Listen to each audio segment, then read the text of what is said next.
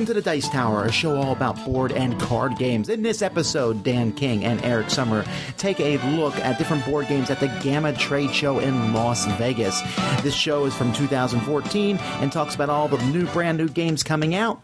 Here with our interviews is your host, Dan King. So we're here with Josh Neiman from Victory Point Games. Josh, what is your goal here at GAMA? What's the objective? So the big thing for Victory Point Games here at GAMA is to get more exposure for the games that we already have out, for the most part, to the stores that either already know us or don't, also along with the distributors. So we have a few new titles, but for the most part, what we've brought is kind of our popular titles from the past year and a half, as well as a few that we're trying to now push a little harder, that we think they've been getting good reviews and they're getting a really good response from players, and so we want to really kind of bring that to the attention of the stores and the distributors. You've been coming for the past few years. What makes this event different from others that you go to? Why is the GAMA Trade Show important to you? Well, GAMA is really kind of the one place that you can go every year where you have a large gathering of retailers and distributors in one place, along with the manufacturers and publishers.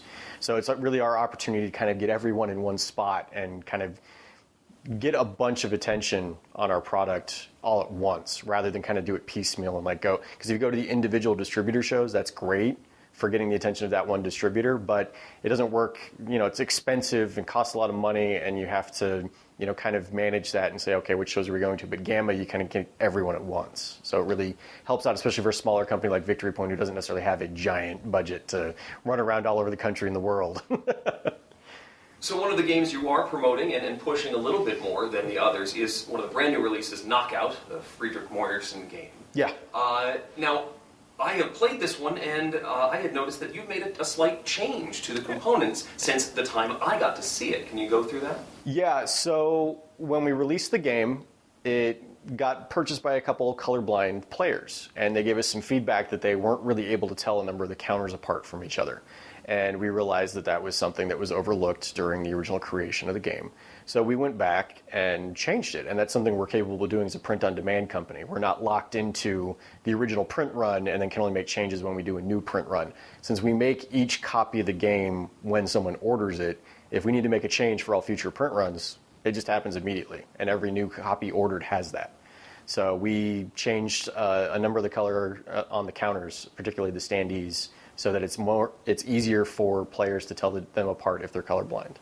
How many copies do you end up producing at a time? Is it a cluster? Do you just do one copy at a time? So it depends on which component we're looking at. So like cards, it's for one game at a time. For like the boards, it's one game at a time. The counters for Knockout in particular come out actually 4 at a time. So we get 4 games worth when we manufacture, just because of the way that we actually produce stuff. So it kind of varies on a game-by-game basis. Some games that are smaller, we often get 8 games at a time out of certain things and stuff like that. So it varies, and we have to kind of plan accordingly and say, okay, well, we're going to get 4 out of this component over here, but we only get 2 when we do this. So we're actually going to do double the number of this, so we actually get 4 to match. And there's a lot of logistics that go into making sure that nothing goes to waste or nothing sits on the shelf for too long without getting boxed up and ready to go out to a customer. So. One of the things that you've been doing a lot of recently is reissuing in these nicer versions some of the popular games that used to come in plastic bags from a few years ago. What are your plans for re-releases in the next few months? So in 2014, we have 2 major re-releases, gold banner editions is what we like to call them. The Barbarossa campaign, which is one of our classic war games that's very popular with the war gamers. We're going to be redoing that one. It's going to have a nice big map. We're going to completely revamp the rules so that they're much easier to read and things like that. It's going to be much more accessible. We're not going to be changing really the core of the game, but we're going to make it so players can really get into it a lot easier. It's also going to have upgraded components, really nice counters. We're going to do some nice artwork for it, that kind of stuff. The big one that I'm personally involved in, is Nemo's War. We're going to be doing a 2nd edition of that one. People have been clamoring for that one for a while. It's been one of our best sellers, even in the old bagged version. So it's probably going to do pretty well when we do the new 2nd edition gold banner version.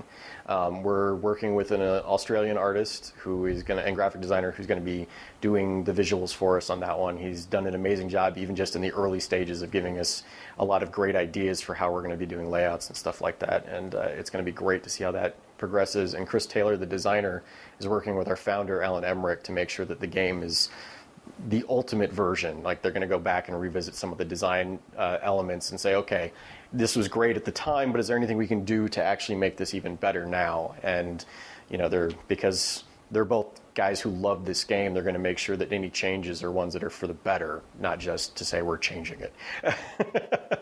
Excellent. Anything else you want to clue us into in the next few months? There's going to be a lot of big changes. We actually have some big announcements that are coming up in the near future. We're not quite ready to say anything about that, but it's going to have to do with some component upgrades and stuff like that. We're continuing to increase our component quality, so keep an eye out for that. We've got some really big projects in the pipeline, some things that are, we're kind of impressed with some of the stuff that some of our coworkers are coming up with for us to do, and the art that's being done, and some of the new ways they're using our equipment to make some really interesting things. So I think even just in the next month or so, you're going to see some really exciting announcements from us. So I wish I could say more, but we're not quite ready yet. Excellent. Thank you very much. Thanks so much for watching the Dice Tower videos. Find more great videos and reviews, as well as our top-rated audio podcast at Dicetower.com. You can also find other great shows at Dicetowernetwork.com. I'm Eric Summerer, and you've been watching The Dice Tower. The Dice Tower is sponsored by Cool Stuff Inc., where you can find great games for great prices. Cool stuff in stock. Check them out at CoolStuffInc.com.